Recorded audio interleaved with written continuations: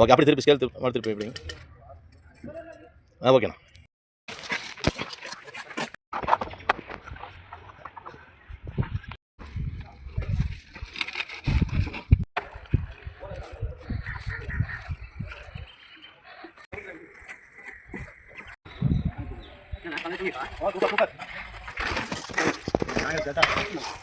முடிஞ்சிருச்சு.